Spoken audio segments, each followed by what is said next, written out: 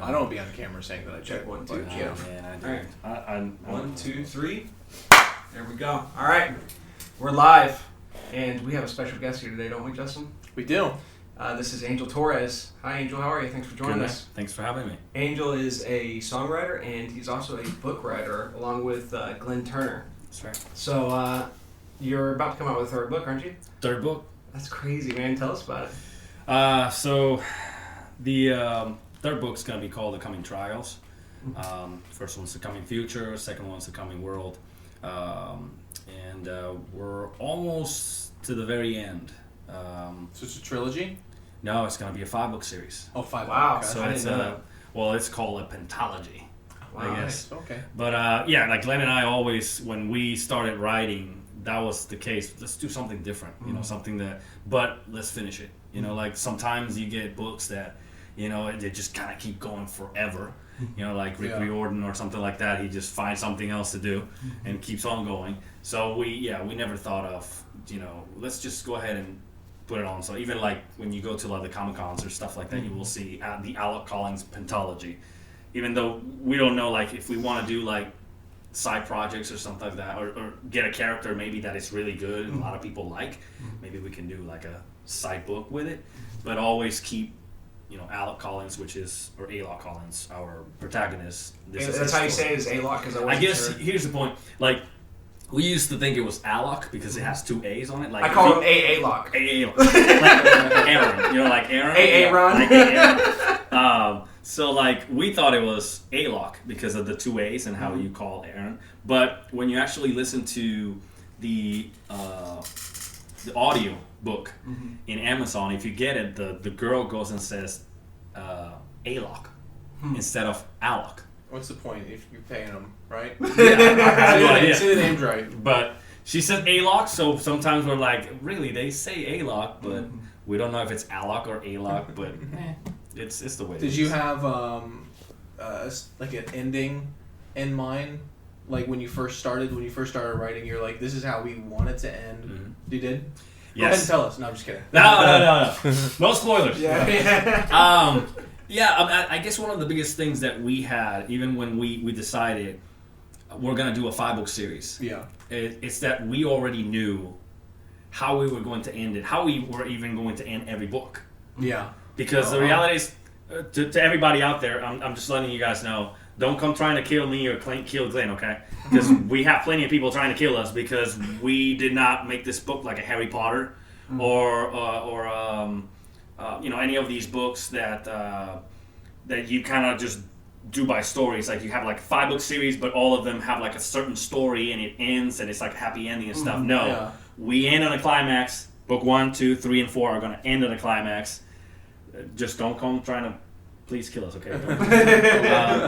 But yes, like we had in mind how we were going. The first thing that we wanted was, where is this going to end? Yeah. Okay. Number one thing, we're gonna end it this way, and we already had that vision. So let's go ahead and get the structure of the rest of the story, where we're gonna go with the story, so that way we can get to our final destination. Well, you're already a better writer than J.J. Abrams. Right. Or you mean Ryan Johnson? No, J.J. I mean, he had like a rough draft, I would assume, but he didn't. He didn't really write it out. Yeah. Or if he did, Ryan Johnson just went. Just throws it away. Yeah, he just threw it But behind his I back. will say, because I'm a little over halfway through his book, and I'm pleasantly surprised. Like, it's a very entertaining book. You know, like, it was very good. I think the only criticism I would have on it was just probably the first chapter is very disorienting, because you don't know the world. You know what I'm saying? So I'm, like, trying to learn, and I'm like, all right, what the heck's going on here? And just, like, the terms that you guys are using, it's, like, trying to understand. But then by the time I hit chapter 2, I was like, okay, I have a good grasp. And then it's very entertaining. I'm enjoying it, like the anima and all that stuff. I think that's really cool. Yeah, I like that. It does kind of feel Harry Potter-ish. Like it does, or even maybe like a cross between like Harry Potter, maybe a little bit of Star Wars, because there's a lot of religious connotations in it, and there's also what is it called? Naruto. Like it kind of feels kind of like an anime too, a little bit. That's true. I mean, we kind of like, one of the biggest things that Glenn was asking me to do was try to get a pitch of things that kind of go with it perfectly made. Because we all tell people when they come to our booth or something in Comic-Con, I just tell them it's like Harry Potter meets Chronicles of Narnia, because there's animals that talk, combined with a combination of steampunk. Yeah. Because there is steampunk on it, even though on book 2 there's like technology in it. Yes, Okay. but book 2 it really elevates to another level. Like book 1, he's in his own world trying to develop his anima, but in the second book, it just steampunks just expresses himself. And then my daughter loves My Hero Academia. I'm not sure if you guys have. Yeah, I know that. She has been telling me she's been reading. She's already in book 2, and she's like, "Dad, did you know that your book's kind of like My Hero Academia? And why is that?" And I was like, "Because of Deku. How Deku is. I'm not sure if you guys have seen it, but Deku is. It's like he fails a lot.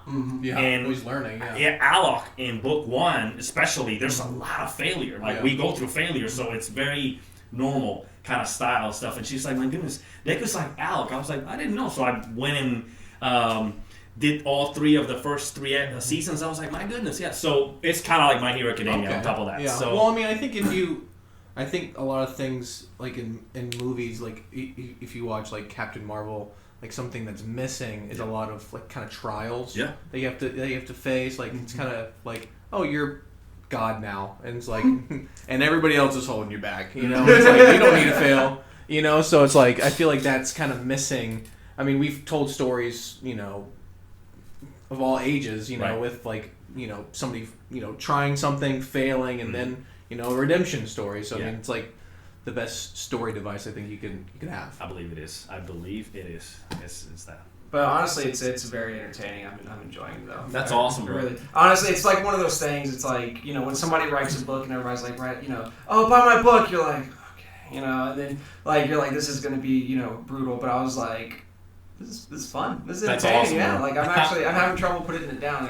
It's really good. So when you're writing like the story, let's say you're writing for Alok, right?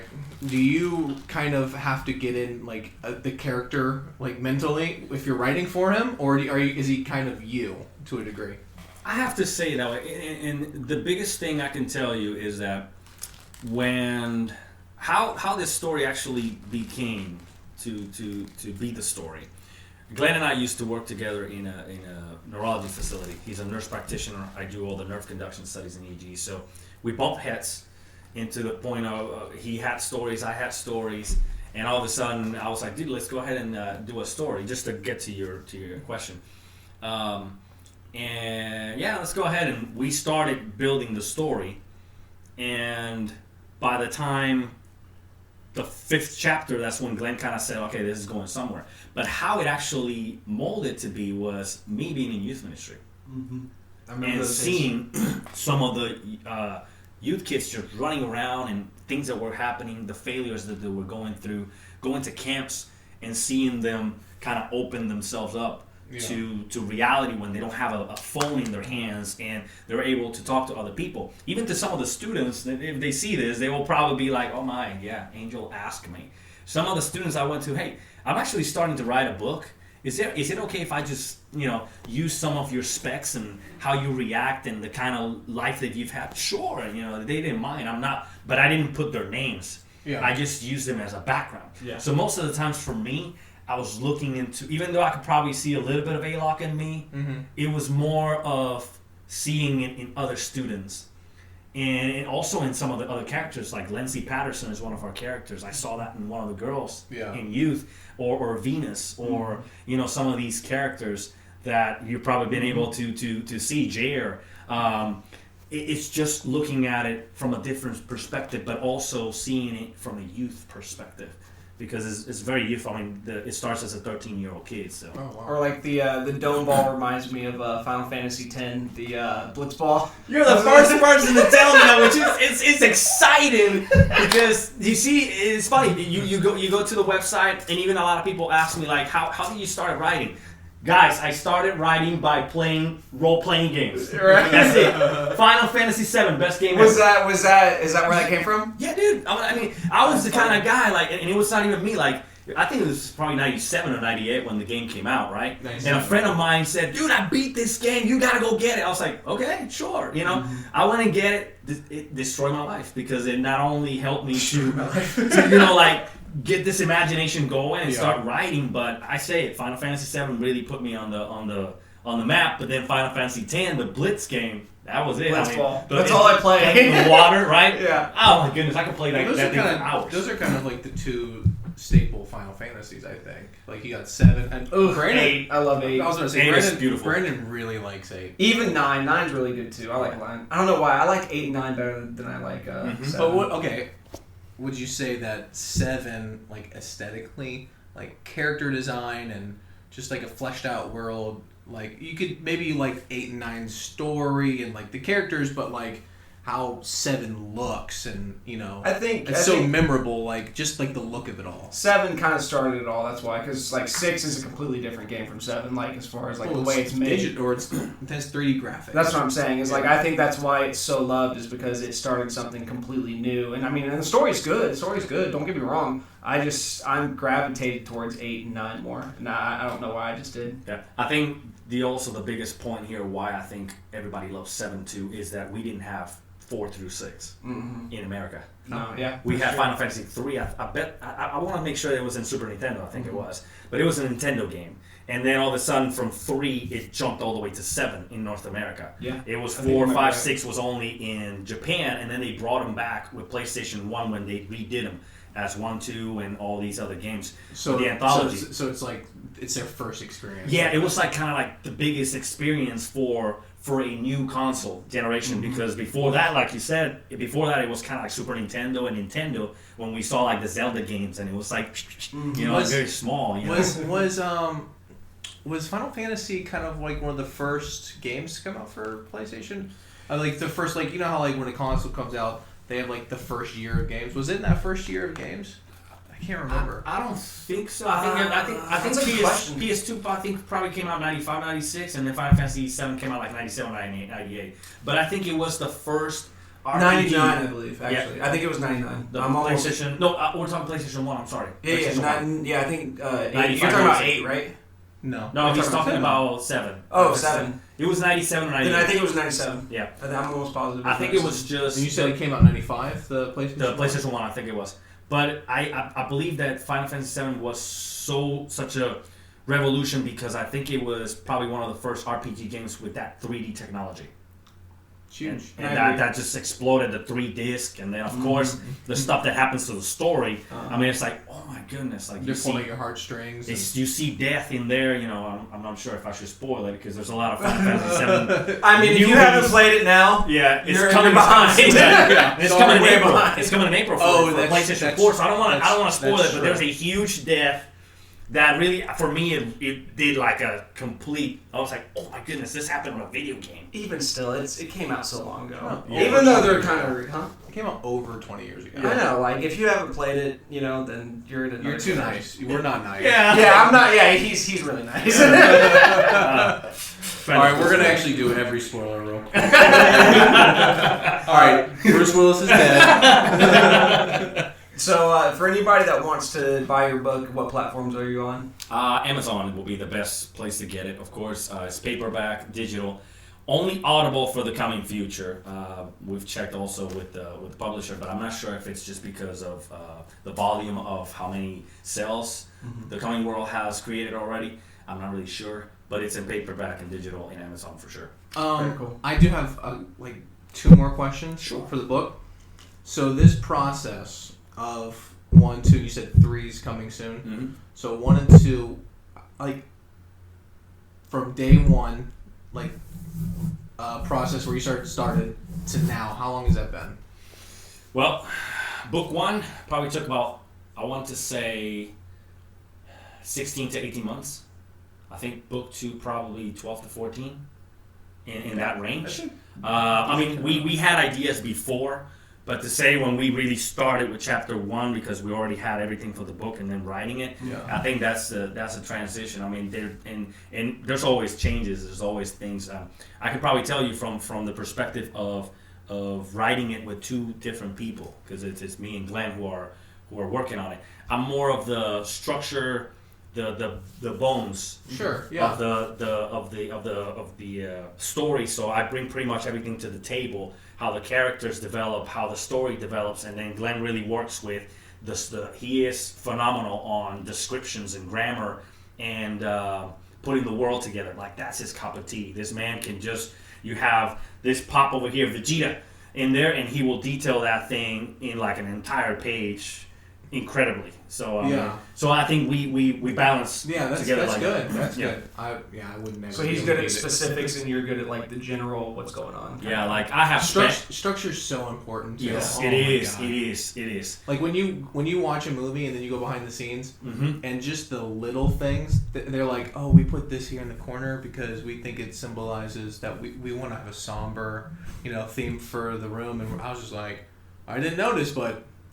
Works. Yeah, little details. I mean, sometimes it blew my mind because I pretty much put everything together. I start it all, and then Glenn takes over because it's simple. It's easier for us to actually do it that way. But then Glenn will send it back to me, and then I kind of review it again and get everything together. But sometimes it's amazing when I just read certain things and certain sentences. I'm like, my goodness, Glenn, where did you get that from, bro? And I was like, no, man, it was just a quote from here and here and there. And I just kind of put it all together. And I'm like, wow. Like, it just blows your mind. Like, certain people will be like, wow, that right there just really hit me hard. Yeah. Because it might be something that's going through your life right now or something like that. Yeah, man. So, we work on that pretty well. I was thinking, because you guys have, jobs as well. I was thinking that it would have been longer, but you guys are machines. Well, yeah, I think it's also because we put a emphasis on a time deadline. Yeah. For instance, we want to make sure that we had a deadline for December 31st, but throughout the Christmas times and all that kind of stuff, family comes out. We both have families, kids, and so we decided, okay, let's go ahead and hit for January 31st. To hit it out so we can send it to Clean Reads and we can get this going.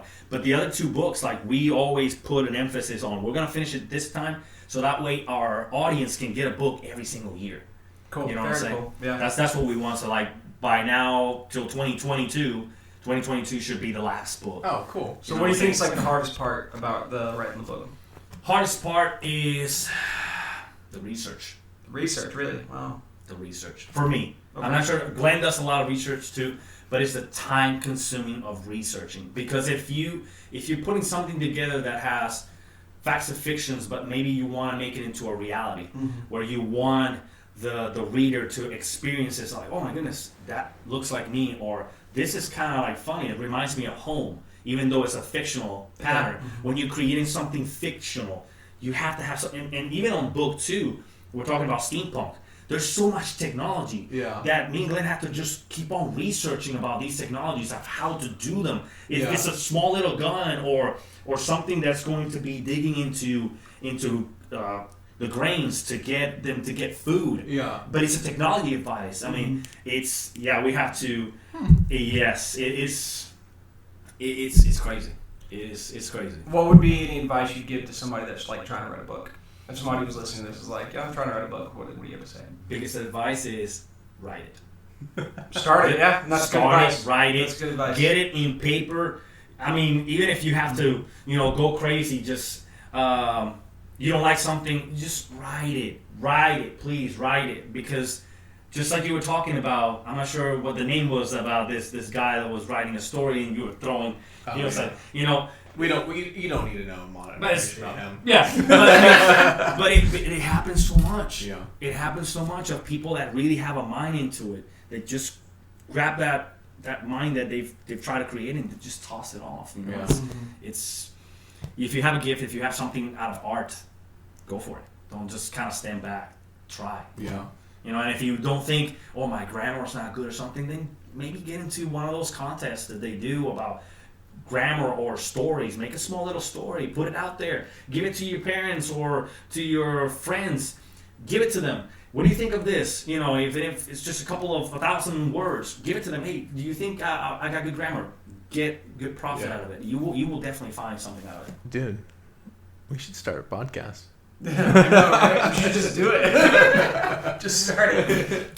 That's cool. That's good. Cool. Yeah. But you also have another talent, right? And that's music. How's that been going? It's been doing okay. I mean, I just kind of shut it down for a while. Okay. I've grabbed my guitar again this past November. I've been noticing those videos coming back up. Yeah, it's been a long time. I've been just focused on just doing worship and giving my talents to God since 2008, since I gave my life to Him on December 31st. And for some reason, I just wanted to grab the guitar and put it out there. But most of the people have been asking me, why are you doing these recordings and these just putting yourself out there? Reality is, I'm not doing it to try to get selfish points. I'm just doing it so that way maybe 10 years from now, I can show my 3-year-old, look, your dad had a voice at least, because you never know what can happen. Yeah. We don't know what can happen to us tomorrow. Yeah. We can have an accident and we're gone. I had a friend. I had a friend dearly.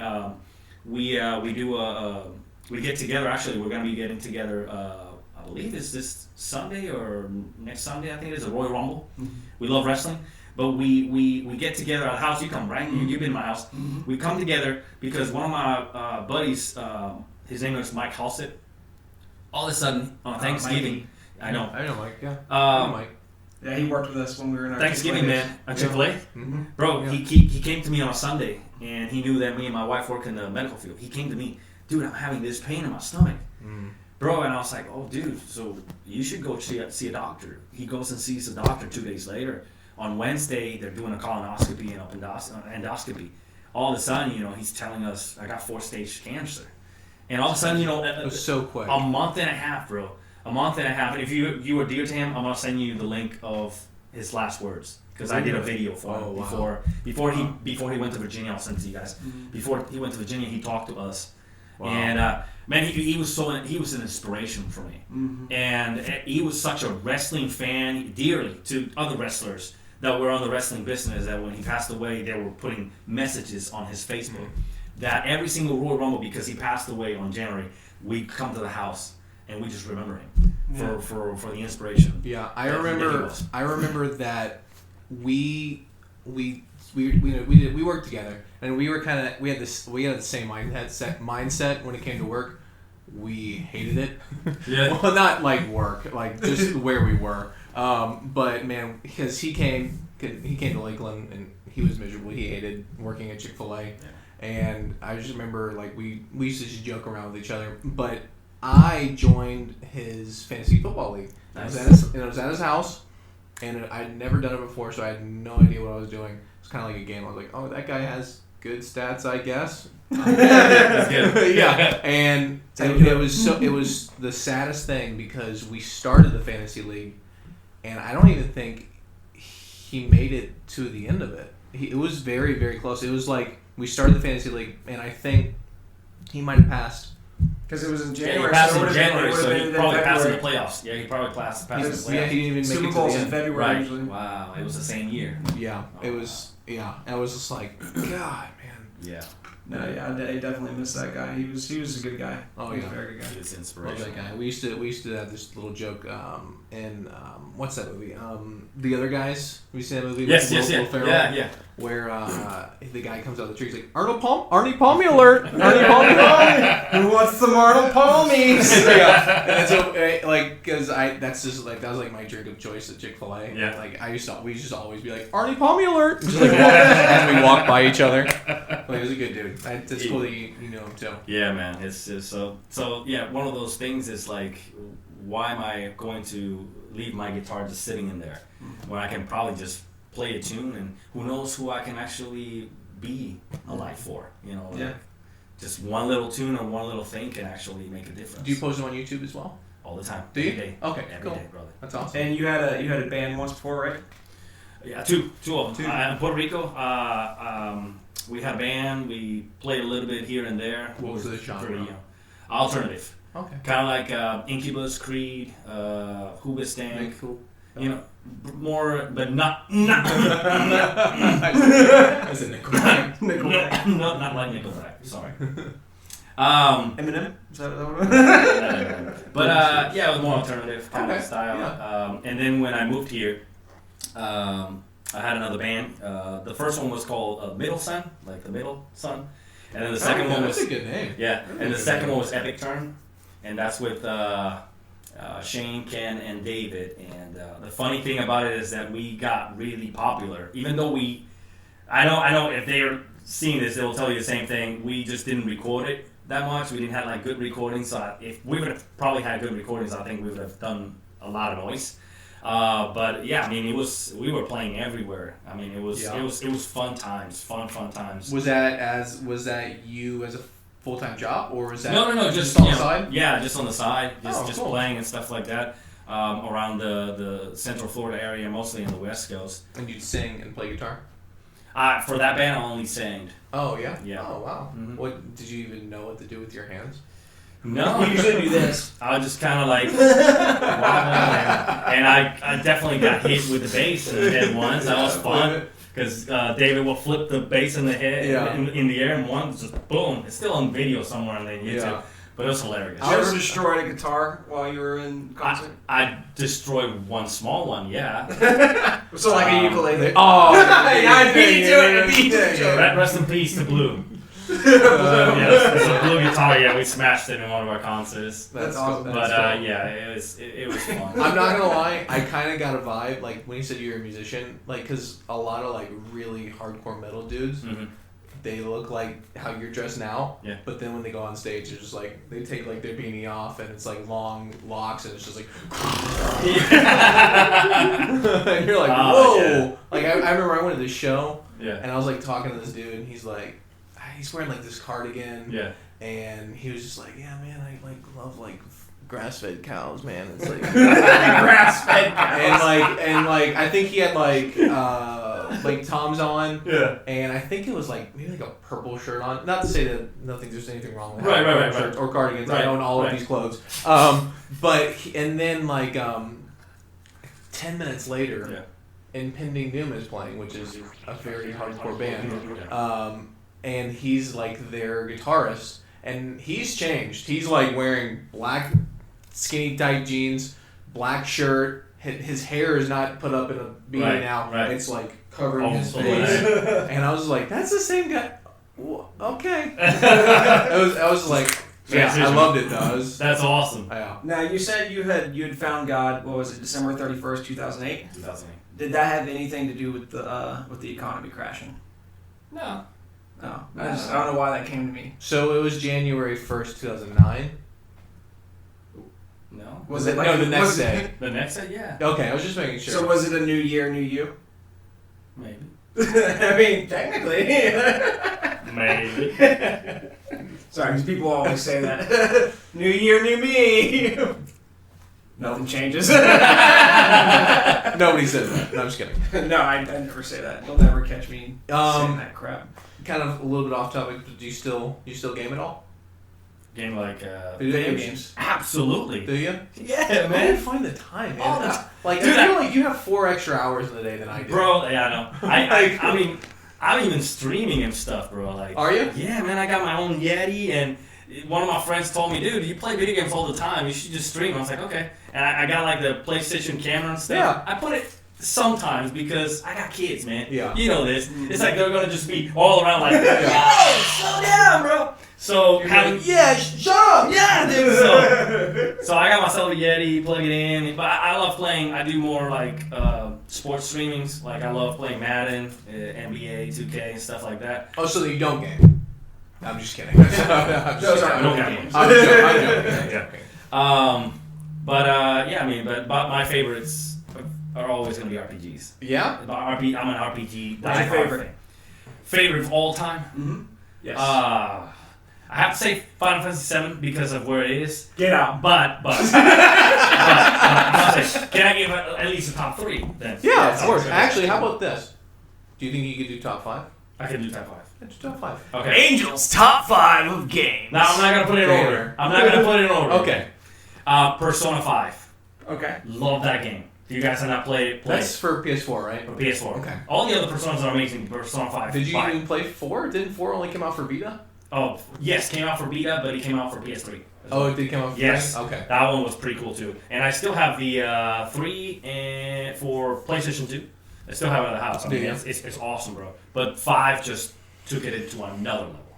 So I'm gonna say Persona 5, Legend of Zelda, new one, Breath of the Wild. Oh my goodness, that game is that's a good game. 10 for 10 for forever. There's another game that not a lot of people have played. It's called Eternal Sonata. It's on the PlayStation 3 and Xbox 360. I love that game so much because it's the story of Francois Chopin, the pianist. And it's an RPG. It's an RPG. Interesting. It's the time when he's actually, if you guys have not played it, play it. It's the time, and you got a PS3 right there. I'm going to find it. If I find it, I'm going to give it to you. I'm going to give it to you so you can play it. Okay. It's the story of Chopin when he got some sort of sickness back in the 1800s. There was a huge sickness. I don't know it by now. But he gets super sick. It's the time before he's going to die. And it's his story inside of his mind. What's going on in his mind while he kind of gets awake, goes down, all the sweats. And it's an RPG game inside of his mind. That's kind of crazy. It's amazing. And then the twist at the end is even bigger. That's why What happened? Blows your mind all kidding. over the I can't tell you that. I gotta tell you, there's just, I know you're giving your games, but just kind of like a game that's somewhat like that. Yeah. There's this, and this is sad, sorry, but there's a game where it's this dad, his son gets diagnosed with cancer in real life. Okay. And he made a game of what it's like to be a parent with a child with cancer. Oh wow. And it's brutal. It's like if you want to talk about getting your tissues out, it's a brutal game. Like I've watched gameplay for it, but I'm gonna go ahead and spoil it since it's kind of hard to find. Sure. At the end of the game, you go to like heaven with your son. Wow. But you can stay as long as you want there with him, but inevitably you have to leave. And dude, it's like the biggest tearjerker. I'm just like, oh god, isn't that freaking sad? What's the name of the game? Oh, I can't remember the name. Wow. Of it, We gotta figure that out. Good job. We're gonna research. We'll put it in the description. Yeah, there you go. There's some homework there for you you. go. There you go. Sorry, go ahead with your top five. So I got Persona 5. I got oh my goodness, I forgot. Breath of the Wild. Breath of the Wild, Legend of Zelda, and Sonata. yeah, Eternal Sonata. There was another game from a series called Suikoden. Mm-hmm. There's a game called Suikoden 2 is probably one of the best games there that I've ever played on PlayStation 1, so I'll probably have to put that one in there. And then, of course, Final Fantasy 7. I mean, all the other Final Fantasies probably will be in my list. Final Fantasy 10 will probably be in my list as well if I had to do with top 10s. But, yeah, 7 for sure would be my number one. Isn't it crazy how just games are like the new storytelling machines besides movies? I think VR like, is the next next step. level. I think Well, so. it's Yeah, gonna, I think so too. It's going to get to a point, I truly believe it's going to get to a point where you're not going to be able to realize what's fiction and what's not. Like, really. Like, I think the technology of it's going to get so crazy, like, it'll look like real human beings. Yeah, I mean, we're getting close. Yeah. We are. Have you seen, I mean, did you guys play the Half-Life series? Yes, I do. Have you seen that the new Half-Life game coming for VR? No, I'm not It's seeing called Half-Life Alyx. It's supposed to be kind of a prequel. You play as Alex. I think she dies in one of them. I don't know. I haven't played them. Sorry. But, spoiler alert. Thanks, See, man. we're not nice. Yeah. But you're like, I haven't finished it. No, but apparently it's like a prequel, but it's like, I think it's got finger tracking in it too. Wow. But I mean, dude, VR's. But think about like how far we've come. Like 30 years ago, what was it? It was like Pong, right? Like was the best. 30? No, more than that. More Was than it that, probably. 40 maybe? Dude, we're 30. Yeah, so probably more than that. Probably 50. Probably 50 years because Was it been 50 years? Yeah, It man. has to have been. Yeah, bro. Absolutely. But yeah, no. But so I guess you go 50 years from Pong, right, to now like what we're playing today, Well, I got a really. Cool and it's just story. getting faster. I got a cool story. I was talking to a guy today about, because I was talking about VR, and he was talking to me about kind of like the gaming breakthroughs, because I was trying to figure out my work computer what the graphical capabilities of it are, and he's like I know you won't appreciate this that much, but when it was like I think it was like 1990. He was like, worked at a job, we're all in cubicles, and we get Doom for all of our computers, and he goes, there was no online play, but there was network play. So all of us would just get in to like a lobby together and just play. And he goes, our minds were just blown that, wait, you're on the other side of the room and I can see your character on my screen. And I said, I kind of get that to a degree. Dude, I totally get that. because I remember because I was more of a console gamer. So like when console online play became more of a thing, it was like, a big deal. Dude, I would host at my house LAN parties for Halo 1 and 2. Wow. And like all my friends that are listening to this, they know like we did it probably a few times a year. Did you? And like we would max out, we'd get 4 Xboxes, 4 TVs, and we would go to town for like half a day. Can you, if it's 4 Xboxes, 4 TVs, is it just 4v4 or can you? No, it's 4v4v4v4, or you no. can do 8 on 8. Yeah. Wow, that's actually kind of. So you could have 2 TVs as one team, and then you could have the other. So we would actually connect the wires, but we had like a patio or a Florida room, and we would run that wire through the double doors that we had, shut the doors, and they'd be in the kitchen, and so we could actually. That's epic. Yeah, we could actually play, but everybody would be on the team strategizing on what they should do. All right, here's a question for you, and we can be truthful here. All Yeah, right? This is a safe spot. This is a safe place. Safe place. No, it's just us. Nobody else. All right, so let's say you were doing multiplayer with your friend back in the day when it was just a simple game, you know, like maybe like a shooter, a Halo fighting game. No, maybe not a fighting game, but let's say a shooter. Did you guys screen watch? Oh, of course.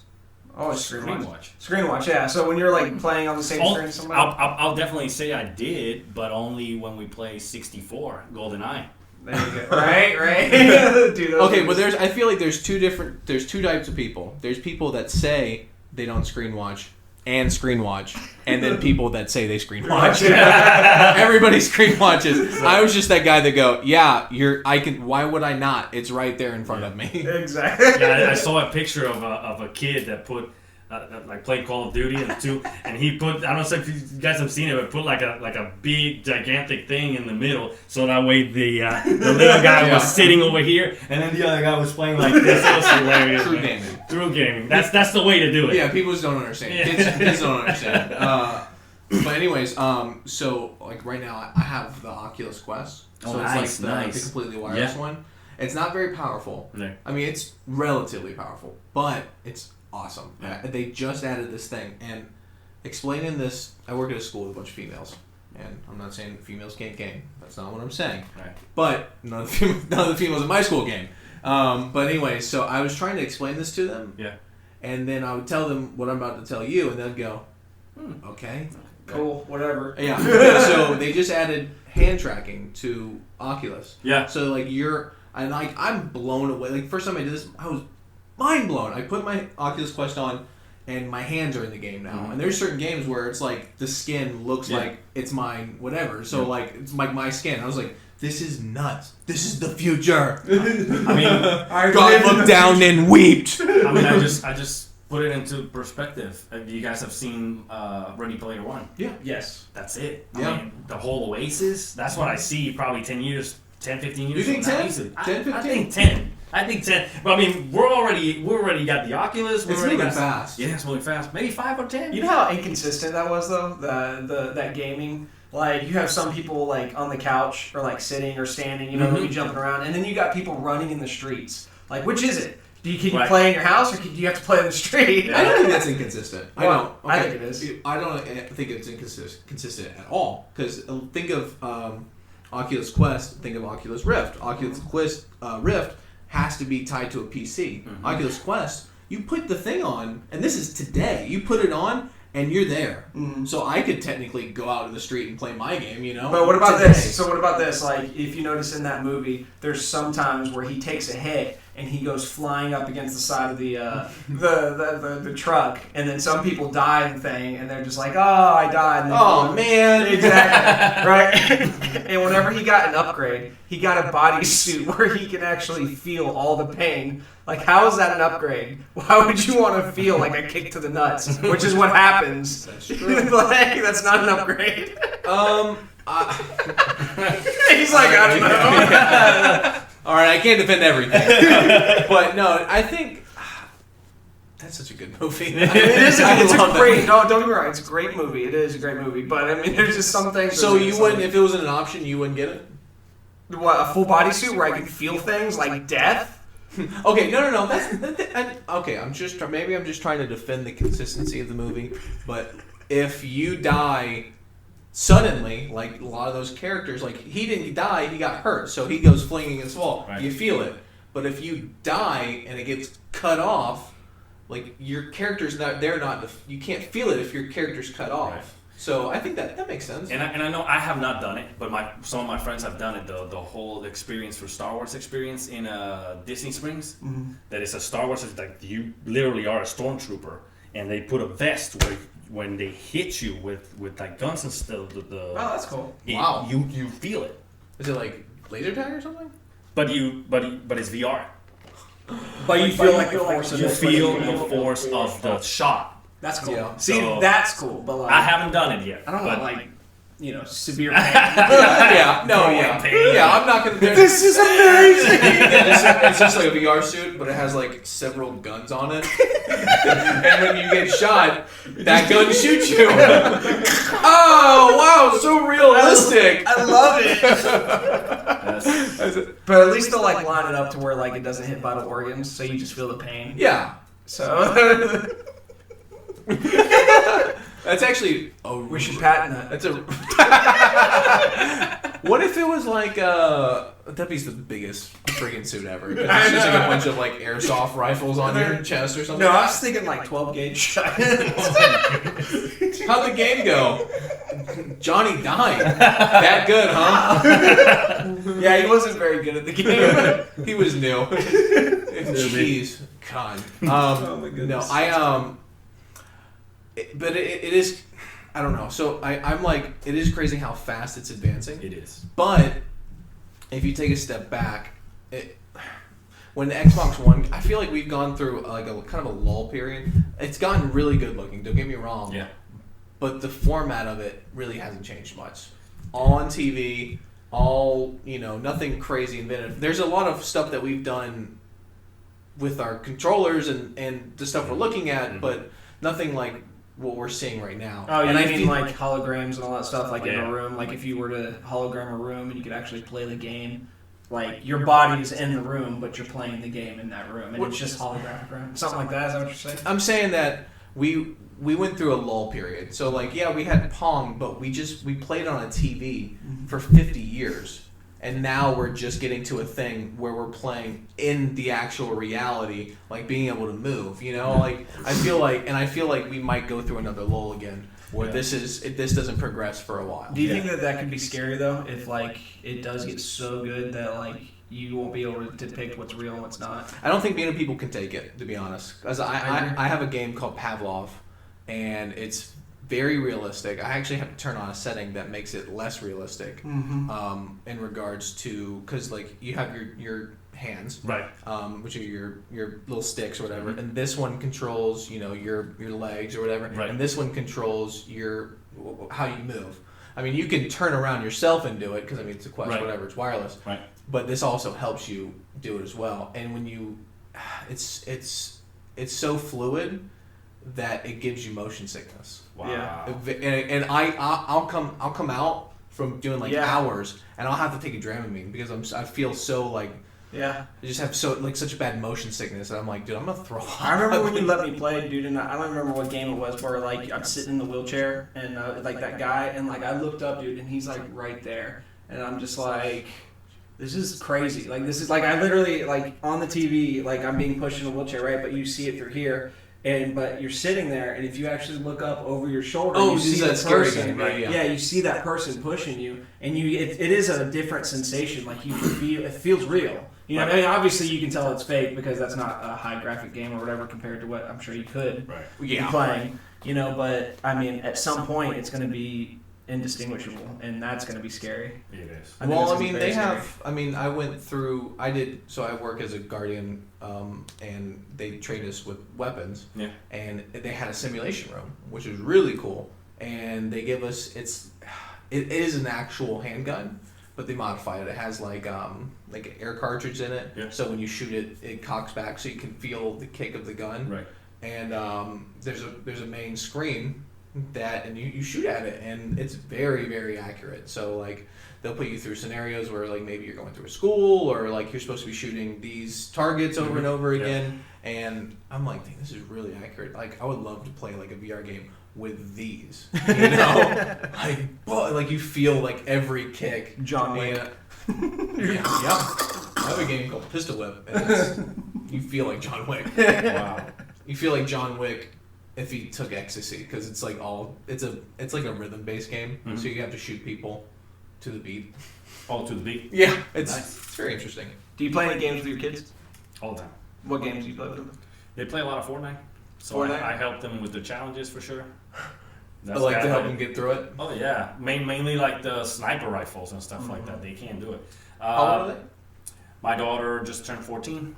Anson's turning 9 next month, and then the little guy's gonna turn 4. No way you have a 14-year-old, dude. Yeah, dude. Just turned 14 in December. Yeah, dude. Yeah, he just turned 25 himself. Yeah. Crazy. I'm just kidding. 25. How old are you? 37. Dude, you're drinking from the fountain of youth, man. When I'm 37, I'm gonna look 107. I went to San Agustin. I did the right Yeah, thing. you did it? I did, bro. Yeah, I remember, like even Angie, she loves RPG games. Definitely. So what I did was I played a couple, there's a series of RPG games called Tales, which is great because it's the only RPG game that you can play with up to 4 people. Oh, yeah. So, but then one person, did you guys ever play Final Fantasy Crystal Chronicles, I think it was? That one you could play with 4 people, and one person will have like a crystal and move around because it was a circle. So the Tales, one person moves like any other RPG, any Final Fantasy games, but then the other 3 people are the fighters. So you can choose any, like, for an instance, with Final Fantasy X, right? You remember you have Wakai, you have Titus, you got Aaron, or any Yuna or anybody. So anybody can choose whoever it is. They just press select on the button and they're playing. They're doing the attacks, they're doing the magics. So you're playing with 4 different people. So with her, I've played probably a couple of Tales of Xillia, Tales of Vesperia, and we've played and we passed them. And so what I did was, you know what? It's your turn. So she ended Kingdom Hearts 3 all by herself. Oh, nice. That's awesome. How's it end? No, I'm just kidding. Was it good? Because I haven't. That's the only one I've It's played. really good. Oh. It's really good. I liked it. I mean, you know that the story's it's kind of wild. Touchy feeling. Yeah, it has kind of like a... You gotta get there with love. Yeah. You sure do, Sora. There you go. Yeah. I mean, it's fun. It's fun. I'm not sure if they actually ended the story, but the game is good. It was... I haven't. I just haven't. You haven't played it yet? I've played a little bit of it, but I haven't put the time into Yeah. it. It's just also that you need to know the story to really get into... That's very true. You know. It's very, very complex story. Yeah. Did you play Birth by Sleep at all on the PSP? That was actually that was awesome. That was a good game. That was awesome, bro. That was awesome. So switching gears here just a little bit, you're going to be at Comic-Con, right, soon? Yeah. Well, this weekend, Saturday and Sunday, I'm going to be at the Central Florida Comic-Con in Lakeland. What's the dates on that? January 18th and 19th. Okay. And just presenting the books in there. It's awesome. I was there last year, and what I love about it is that it's a smaller con, you know, with a lot of people. So it's if you want to come and just, you know, have fun with the con, it's a great con because like if you try to go to like MegaCon, yeah, it's huge. It's huge. And even in MegaCon, the only thing I love MegaCon because of the people that go. They got so many artists coming in, and you know the mega stars go in there, and they're like walking. Like literally, we went and took pictures with Christopher Lloyd last year, and the dude is passing by in front of my booth. I was like, "Hey, what's up, Chris?" Wait, they walk too? Yeah, dude, Unbelievable. It's like, what? You know what I'm saying? So, well, where we're going, we don't need cars. we don't need it. But it's fun that, you know, like they just roam around and stuff like that. Yeah. But MegaCon is like tight. There's so many booths and stuff like that. It's 100,000 people that go every single Yeah, year. it's huge. It's overwhelming. But the Tampa Comic Con is by far my favorite on size, and they're just amazing. So that one we will definitely. So you said Orlando's probably bigger, and then Tampa's a little smaller. Tampa's a little smaller than MegaCon, but it's wider. They make it wider. Okay. So like MegaCon, they kind of put everything super together. Yeah. So that's why it just looks like everybody's trying to pass by through it. Yeah. But Tampa is really wide, so it's better. It's just better to enjoy the con from my perspective. Do you dress up? Yes, I do. What are some of your Tomorrow I'm spoiling it. I'm going as Deku tomorrow. So when you guys dress up, that's the characters you're dressing as? Is that what Well, this is the first time I'm actually going to be dressing up as a different character that's not out of the story. Okay, but I mean when you do, because I've seen you quite a few times at Comic-Con. Yeah. So are you dressing as your characters usually? Usually, yeah. Okay. Or we try to dress up so that way it goes with the steampunk theme. Yeah. So dress Yeah, up that's as pretty best. popular. That's popular at cons too. Yeah. So there's a con tomorrow in Lakeland. Yep. And I didn't know about it. What the heck, man? I'm gonna be there Sunday with him. Oh, cool. Can you sneak people in? Probably not. Well, not if we broadcast it to the world. Well, yeah, I mean, by the time anybody relevant would watch this, it'd be way over. So, maybe I'll. All right, if you're watching Brad Pitt, give me that. you can tune out now. Well, that's awesome. My Saturday's pretty free. I should go. Yeah. I mean, there's also another one called Sci-Fi Bartow. That's February 15th, and it's Bartow City. They just pretty much close the entire city. Yeah. Kind of like First Friday here. Yeah. So they will close the entire city, and it's free. Oh, wow. So check that one out. February 15th. They do great things there for kids, and they have music. They have art contests as well. They give money away for that kind of stuff too, and it's open up to the public. So February 15th. Sci-fi. And please tell me you play music too while you're there, right? You have to. Well, yeah, one of the guys they have like a podcast, but it's more like video. I don't know, like all video, non-audio, like you guys are doing here with So audio. it's like a silent movie. Yeah, like a silent movie. Oh. Those are amazing.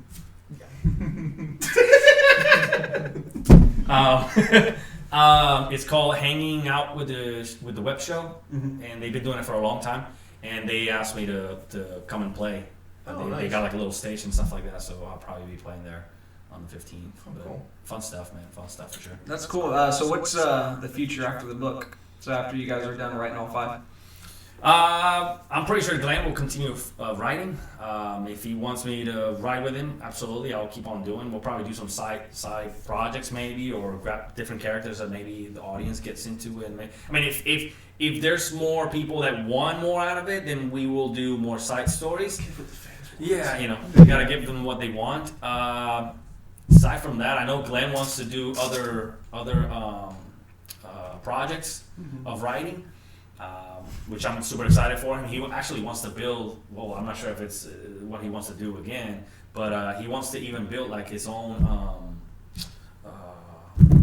strategy game. Like yeah, dude, cool. He's into Dungeons and Dragons and all that kind of stuff. So he wants to do like a. We play Dungeons. You do? Yeah. Glenn, we gotta get you guys with these two guys. We literally play like once or twice a month. Really? Yeah. So he wants to build up like his own board game. Yeah. Yeah, dude. We got a guy that we need to introduce to him. No, seriously, there's a guy. Well, if you bring him back, when we're about to get book 3, bring him back and you guys can. He literally has an entire garage just of models, of buildings, of board games. He's probably put tens of thousands of dollars into this room. It's insane. When you walk in there, it's like something out of a movie. It is, and every female that saw the room goes wow. Really? No, seriously, yeah. Pretty much. Well, Steph did. She was like, "Oh my goodness," So it's like it's not just a guy thing. It's Glenn, you're gonna be watching this, so I'm gonna put you guys with these two, all right? So you guys can do all that. That's awesome, bro. Dude, that's awesome. Yeah, it's pretty cool. So Eric, if you're watching this, shout out to you. And he has a wife and kids. Yeah, it's crazy. Yeah, so a woman slept with him. Which is crazy because he put $10,000 for board games. I'm just kidding. You're kidding. You put $10,000 so we didn't have to do that. Exactly right. So that's a good friend. But yeah, we because we used to do game nights at my house all the time, but awesome. We started doing it now at his because it's just amazing. He's got like 3 sets an atmosphere. Yeah, it's the atmosphere, and he's got lighting over the game table, so like day and night. Bro, you gotta let me know next time so I tell Glenn. I will. Would love to. It's insane. Come by. Looks like we're gonna have to kick out a few people from the So Joe. Oh my goodness, you're already saying the names. Oh, spoiler alert. We're not nice, remember? That's awesome. That's cool, but yeah, we'll definitely let you know next time. Awesome, yeah, dude. Are we gonna see any coming future video games? Man, I don't know. Hopefully, I don't know. I mean, if there's any video people there, want to make a video game out of this, that would be awesome. Or comics. Mm-hmm. We're into it. I know I have a friend. I'm not gonna say too much about it, but I have a friend that will love that. He was telling me he's a computer engineer. Shout out to Eric. Whatever. I'm gonna say his name. But Eric, he's a computer engineer. That's the coming future right there. There you go, so that people can see that. There you go, dudes and dudettes. I'm going to cover Look at that. Loki right there. Cover Loki. So if you guys want to buy the book. There you go. And books It's right too. there. Vegeta. I'm sorry, Vegeta. Oh, I don't know if you can cover Vegeta. I cover Vegeta. That's number 2. But my friend Eric, he, with all the escape rooms and stuff like that, he wants to he was telling me maybe we can decode or do a coding to make an escape room with VR, dude. Out of the book. Oh, he asked me, kind of themes literally, towards, dude, but he asked me like, bro, if I try to do this, would you give me rent? I was like, dude, you've been my friend, since we were little. Come on, man, you can use my book, do whatever you want with it. Just let me know and do whatever. There's so many things there's a game. It's called Don't Panic and Nobody Dies, something like that. Mm-hmm. And basically, you put the VR helmet on, Yep. and you have to solve a puzzle. Mm-hmm. And the people have like the guide to solve it, and you have to be like, oh, there's numbers on here, and there's a pink wire and a green wire, and they tell you how to solve it, but they can't see it. Only you can see it. So it's a pretty cool game. So even something like that, super easy to make. Yeah, dude. Hardly an inconvenience. Super easy. Fairly stupid. Yeah, man, but yeah, I think that would be a dream. I think even saying like, a lot of people ask me, would you like to see your book on a movie? Yeah, of course. But you know what? If anybody will tell me, I'm going to make you a RPG video game out of your book, I'll probably just go nuts. Dude, honestly, I would be see like, it. whoa, I can see it. You're walking through the Crystal City. NIS America, if you're watching this, give me a call, man. I'll give you the rights. That's one of my favorites, See, well, I don't know how the book breaks out from the Crystal City, I'm sure it's going to explain itself eventually. But there's a whole world there, and you can do literally. And you told me you're halfway, so you've not really gotten into the action yet. No, not really. See, that's the halfway, brother. It's game over. I'm trying to think what the last thing I read was. It was shortly after they fell when they were climbing the sigil. Oh, so you got some action yet? So you already got some action. And he woke up from a dream, and he was trying to tell his teacher about the dream. And then now he's going to meet the prime minister? Yeah, the prime minister. So that's where I'm at. Now, spoiler alert, guys. Do you think it was a dream or was it real? Dude, that also disoriented me. I was like, wait. I was like, what just happened? I was like, is it? I feel like some of it was real, and then some of it maybe was not. Look at me with my smile.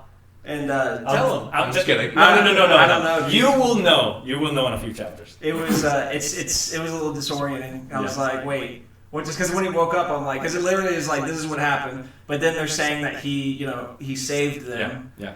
And so one question, because I know if Glenn is watching, I'm pretty sure he's going to be watching. You got to tell Glenn, did you like Gruben, yes or no? Gruben? The pig. The pig. Yeah, I did. I thought he was cool. Okay.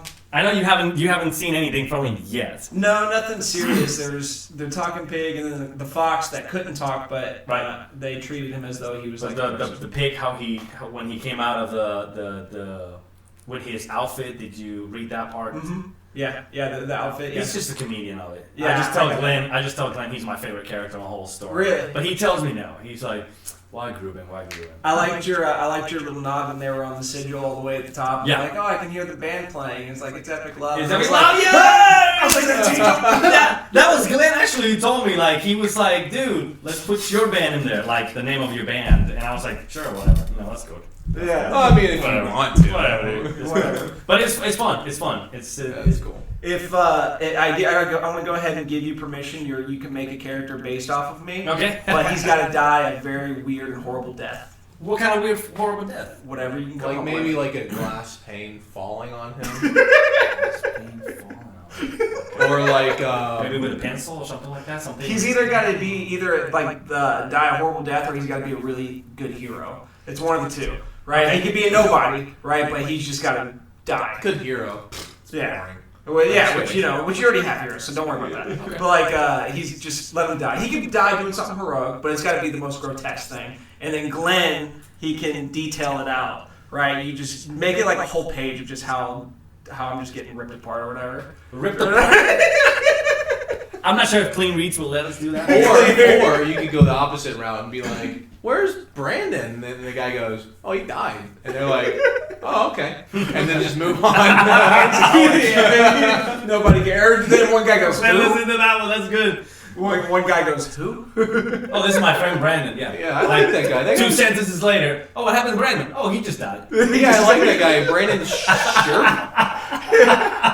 And so like maybe I get ripped by a pack of wolves, but instead of blood, because I know apparently you can't have Rainbows. details, just rainbows. Rainbows coming out. They ripped off his arm and spewed rainbows everywhere. Skittles. Skittles. Skittles are in this universe now too.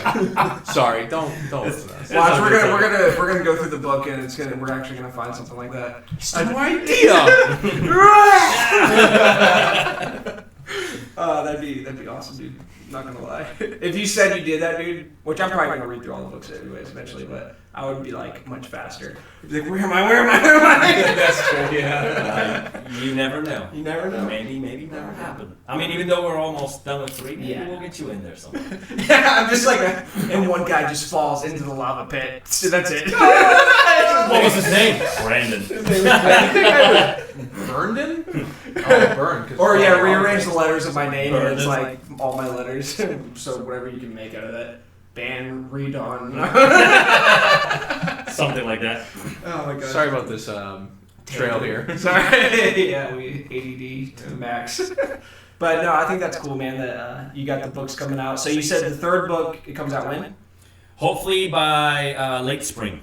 Late spring. If we send it in by January 31st, it should be that. Like book 2, The Coming World, we sent it in December 31st, and it came out on early April. So that's why I'm saying kind of late spring, maybe May. And then probably the same thing for the 4th book next year. Yeah. So I mean that's what we want to try to do. That's you know, cool. every year we get one, and hopefully it comes out. You know. That's cool. That's cool. Any other questions for him? Because we can start wrapping up soon. Yeah, I'm good. Yeah. Yeah. All information is TurnerandTorres.com. If you guys, TurnerandTorres.com. just like that.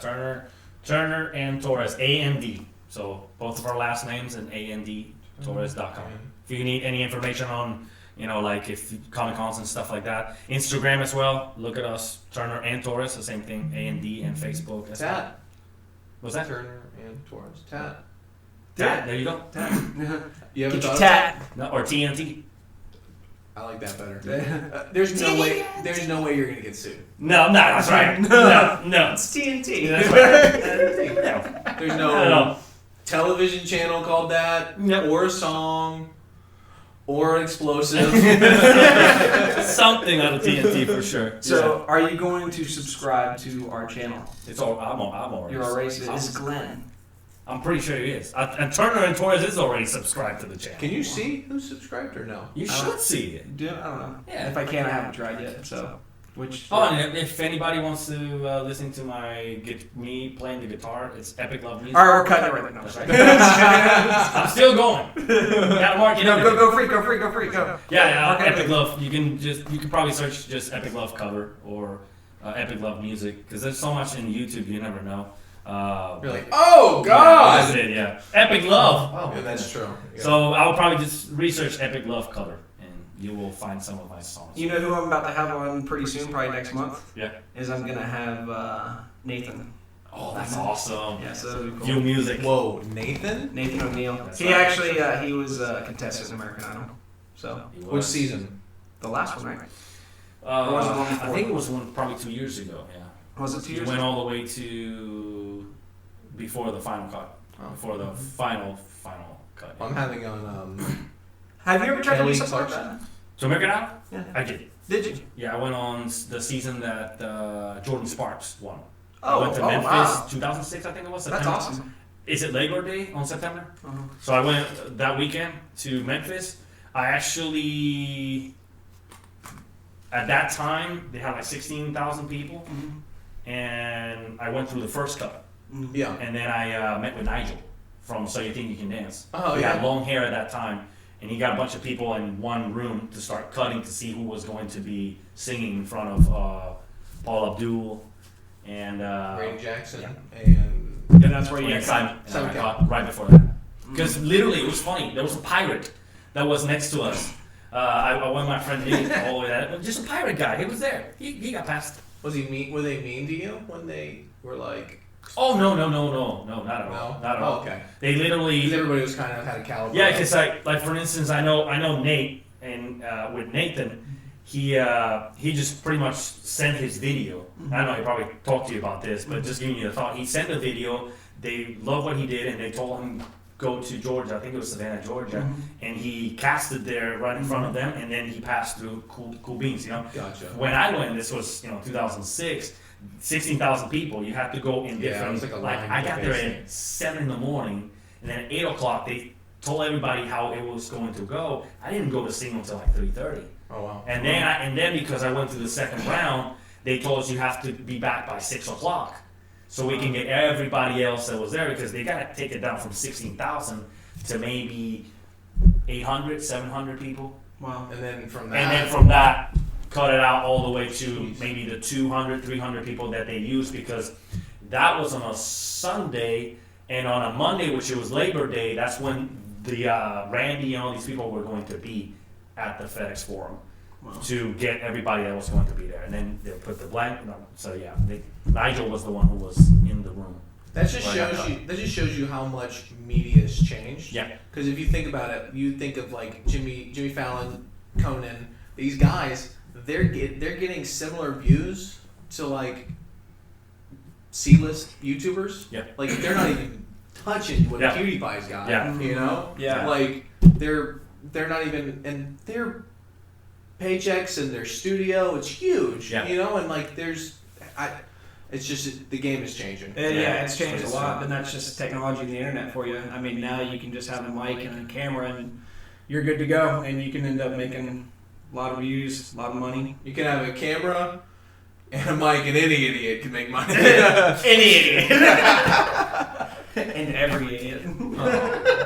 So when they cut you, they were nice about it? Oh, they were great. Yeah. So he didn't like put his arm around you and be like, "Look, you're probably not going to amount to anything." No, because it was on It was on a line of 4 people. It was always lines of 4 people. So even when FedEx, we were at the second or third floor, we can see there was 15 tables with 2 producers in each table, and you have 4 people lined up to come to producer. Pretty much they'll tell you, you number 1, go ahead and sing 30 seconds. You sing 30 seconds. You sing 30 seconds. You sing 30 seconds. And out of that, they'll talk to each other, and if they like somebody, then here's a white paper. Go upstairs and talk to this person. How loud is it though? It has to be. I'm telling you, I was up there, and you can listen. This was a crazy thing. I was even shaking when I was up there, because I remember listening to girls down there. They sounded like Whitney Houston, Mariah Carey. Great vocals, high pitched, cut, just like that. But we have standards. But when Nigel came into the room and some of the other producers, they were talking about, we're not really looking for the next Mariah Carey. We're not looking for the next, any other singer that wasn't there, like Justin Timberlake or something like that. Yeah. We're looking for a unique act. Well, I think when I listen to music, I take notice of this. So you can have like your Bruno Mars, who's never off pitch, and his voice is amazing, but there's Bruno Mars is also creatively awesome too. Yeah. So Bruno Mars's voice, that doesn't. You can find so many guys like that. But if you have you ever heard the band Kings of Leon? Absolutely. Kings of Leon. Are there many guys that sound like that? Is there any guy that sounds like that? No. I love bands where they sound unique, or even the Strokes, Strokes, right. Kings of Leon, all these bands where they sound so unique. And I'm not a huge pop guy. I love, I like pop, but it's not my cup of tea. Is rock music. But my goodness, the dude from Maroon 5. Yeah. Who has that voice? Never heard in my life. So when I hear a guy like Adam Levine, I was like, man, that guy is amazing. Yeah. Or the guy from 30 Seconds to Mars, Jared Leto. Yeah. That high pitch, I'm like, whoa. It's kind of which is a little twingy emo, right? Or Steven Tyler from Aerosmith. Yeah. I mean, nobody has them. But I don't understand the Ramones though. That I don't get. Right, it sucks. The Ramones suck. Not the Ramones. Sorry, the Rolling Stones. The Rolling Stones. Okay, the Rolling Stones suck. Right. The Rolling Stones. Gimme Shelter's passable. I guess it's good. Yeah. But man, every other song is just I'm like, ugh. Sorry if I just doesn't piss sound off like a lot of people. Marilyn Manson, it's just not good. I'm kidding. No, yeah, I mean, it's. But you're right though. I'm just kidding. But seriously, I'm just kidding. Yeah, it's just. We say that a lot. We're like, we really have to like. We say something really offensive. We're kidding. We're just joking. We're sorry. We haven't even started yet. Don't cancel us. Don't worry. Once we kind of get bigger, we won't care as much. I mean, No, they're gonna like sniper clip us. They're gonna like take all these clips, put them out of context. Yeah, I know. And then, like, you seen Louder Crowder, like what they're doing to him? It's you have no idea, do you? You uncultured swine. No, but yeah, I feel like we may get there one day. Hopefully, if we're doing our jobs right. Maybe. But all right, anything else you want to say before we wrap it I up? appreciate you guys having me here. Hey, appreciate you coming, Appreciate man. meeting you. And we'll get Glenn on here. Yeah, So man. I'm sure he'll watch this. Glenn, I'm pretty sure he's gonna watch this. you missed out, man.